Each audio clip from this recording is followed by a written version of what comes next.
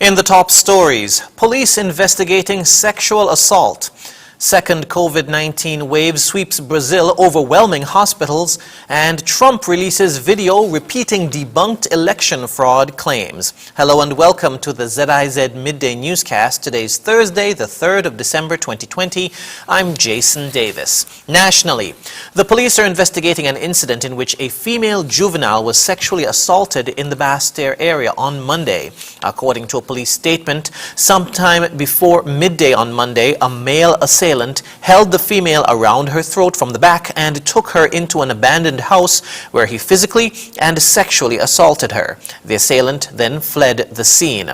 Investigations into the matter are ongoing, and the police are asking anyone who might have information about this incident to contact the Special Victims Unit at 465-2241 extension 4252, or you can reach the SVU at 662-7077. You can also call the nearest police station or the crime hotline at 707, where information can be given anonymously. Mathematics continues to be a problem subject for many of the high school students in the Federation, but Minister of Education, the Honorable John L. Powell, has given a commitment that his ministry will continue to work hard to secure students' success in this subject. He gave the commitment on Tuesday at the graduation ceremony of the Sadler's Secondary School's graduating class of 2020 at the Bethel Moravian Church in Parsons Ground. He said, quote, "Some work has already started with the ongoing mathematics classes for the teachers to take the CSEC exams paid for by the Ministry of Education. This effort will be supplemented in the future with training for teachers in mathematics at all levels of the education system." Minister Powell encouraged all of the students who were unsuccessful in their initial attempt, particularly at mathematics, to continue their efforts and to strive for the success, whether at the January sitting or the next June, advising them to keep at it until they make it. The graduation ceremony was held under the theme, "The Vision, the Mission, the Success," celebrating 10 years of quality education at SSS. In other news, the National Housing Corporation has bid farewell to its outgoing board of directors. On Monday, the board of the NHC was rotated, which saw the retiring of 4 of its 8 directors. A press statement issued from NHC announced immediate past chairman Valentine Lindsay has left the board after almost 6 years of service and leadership of the NHC. At a general staff meeting on Monday, Mr. Lindsay thanked the staff for their support and commitment to the process during his years as chairman.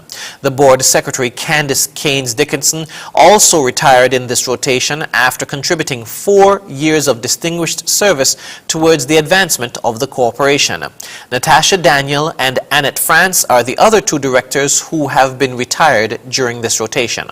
Long-serving members Malvi James, Marvin Edwards, Calvin Leader, and Wayland Vaughn have all been retained to ensure continuity in the directorate at the NHC. In the coming days, Minister responsible for the NHC, the Honorable Eugene Hamilton, will announce the appointment of the new chairman and the other new members of the board for the next 3 to 4 years. We now move to news on the regional scene. In Brazil, health experts are warning of a second coronavirus wave while still struggling to deal with the first. Intensive care units in Sao Paulo and Rio de Janeiro are running out of beds. Brazil has the world's second highest number of deaths after the United States. Al Jazeera's Monica Yanikev reports.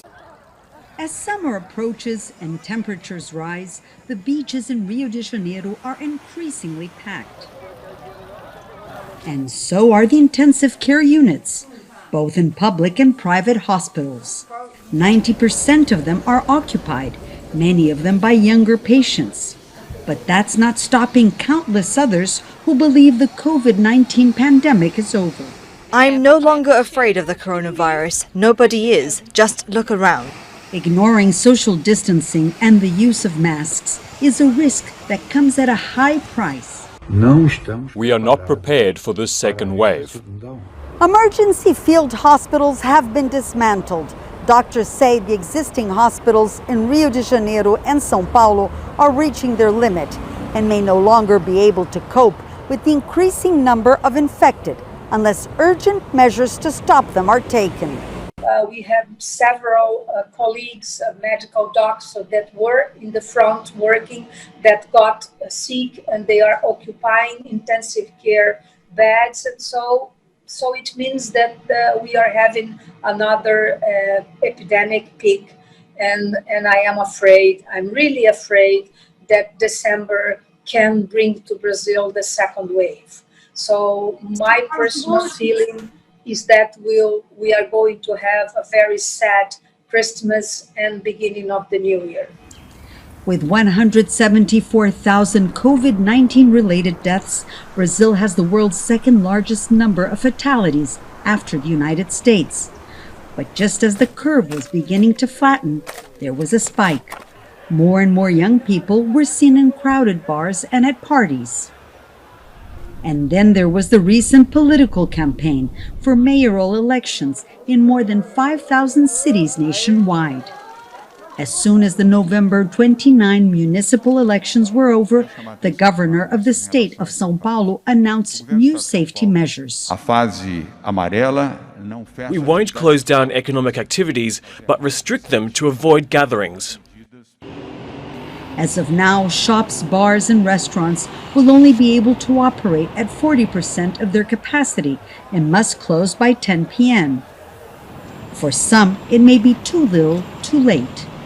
Brazil still lacks a national policy for dealing with the pandemic.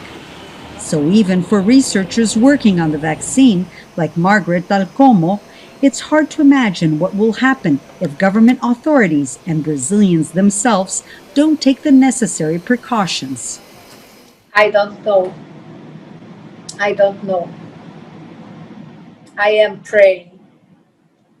I don't know, Monica. Experts say the best hope is still the vaccine. But in the best case scenario, mass vaccination in Brazil is expected to start only after March of 2021. Monica Yanakiev, Rio de Janeiro, Al Jazeera. In Guyana, COVID-19 tests will be done in minutes and the results known in less than an hour following the introduction of a new testing methodology by the Ministry of Health. Tamika Rodney of HGP News has more. As part of the Ministry of Health's push to increase COVID-19 testing in the hinterland communities, 20,000 antigen test kits were procured and are expected to arrive in Guyana later this week. This was revealed by Minister of Health Dr. Frank Anthony during Tuesday's COVID-19 update.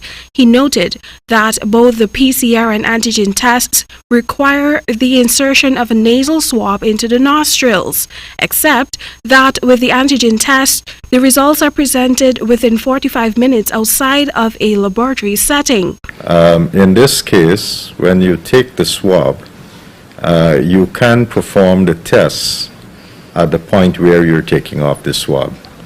And in some cases, these tests, depending on the type of test that you're using, they'll probably take about 20 minutes for you to do.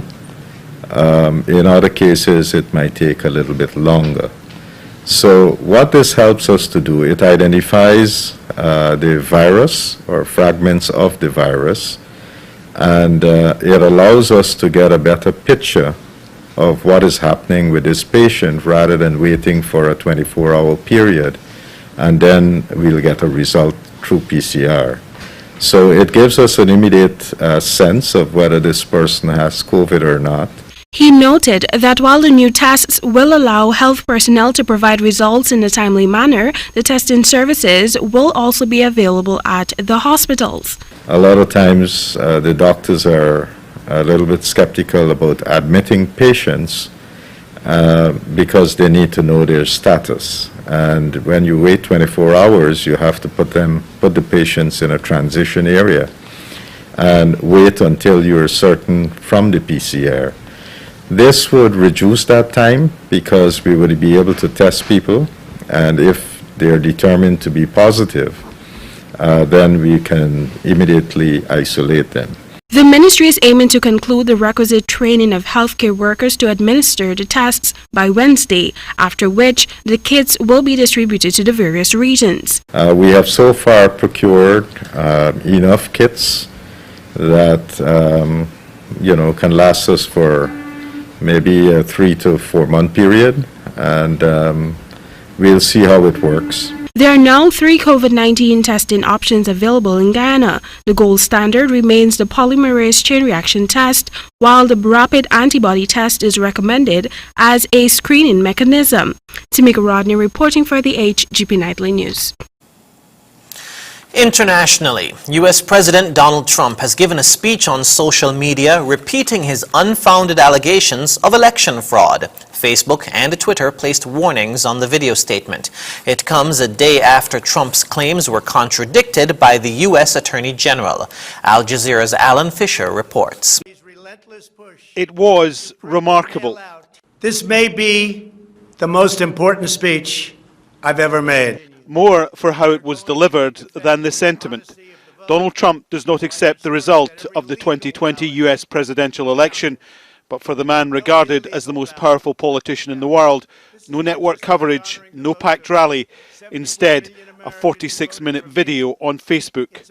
It was a rehash of conspiracy theories and evidence already rejected in court, but it boils down to this: Donald Trump believes there was a campaign to steal the election. This colossal expansion of mail-in voting opened the floodgates to massive fraud. Almost all of his claims have been thrown out of court.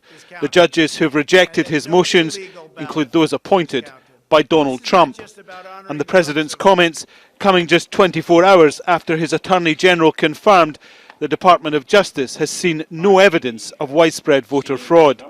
From the podium of the White House briefing room a few hours earlier, no ringing vote of confidence in William Barr.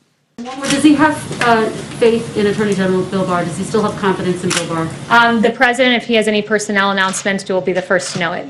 The Electoral College will meet on December the 14th. The Trump campaign will push ahead with legal action until then. Donald Trump says he will accept any accurate election result. The states have already certified the results.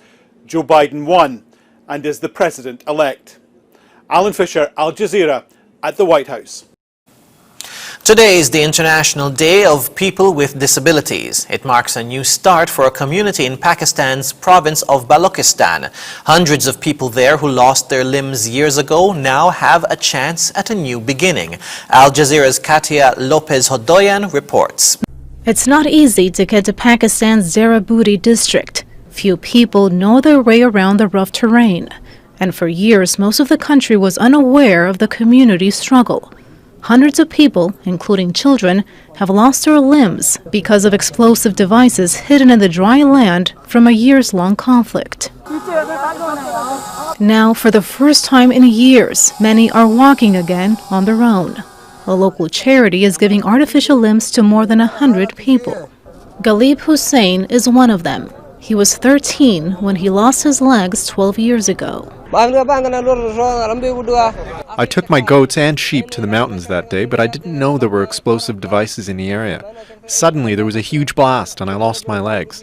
My parents are very poor, so they couldn't afford any treatment. I've had to stay home for the last 12 years. The bombs were left behind from a conflict between Pakistani forces and the Baloch Liberation Army. The fight goes back decades. The separatist group wants autonomy for the region. Explosives were placed in the ground through the years, but it's mostly poor and marginalized people who've suffered the consequences. Many have died, others left disabled. The worst part was this is too far off and the people are too poor. There are like hundreds more patients who came up today. They wanted to see legs. As you saw today, those people who were running around, they must have influence on other people, and they came from the mountains as well. They want the artificial limbs.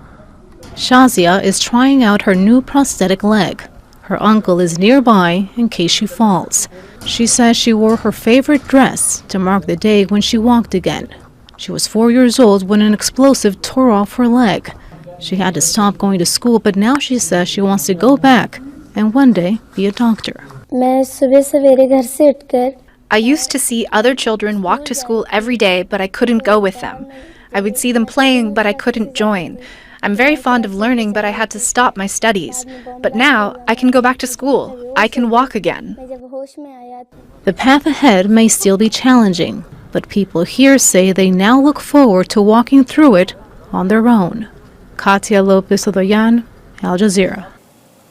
And now for the weather. Present weather shows partly cloudy skies with a gentle breeze of 8 miles per hour from the northeast. The temperature for today is 29 degrees Celsius or 84 degrees Fahrenheit. Seas are moderate with waves of 4 to 6 feet. And the weather forecast says to expect partly cloudy skies with a 20% or slight chance of showers for today and tonight. Sunset today will be at 5:36 p.m. Sunrise tomorrow at 6:26 a.m. And that brings us to the end of the ZIZ Midday Newscast. Join us this evening for these stories and more in detail. Thank you for tuning in. I'm Jason Davis.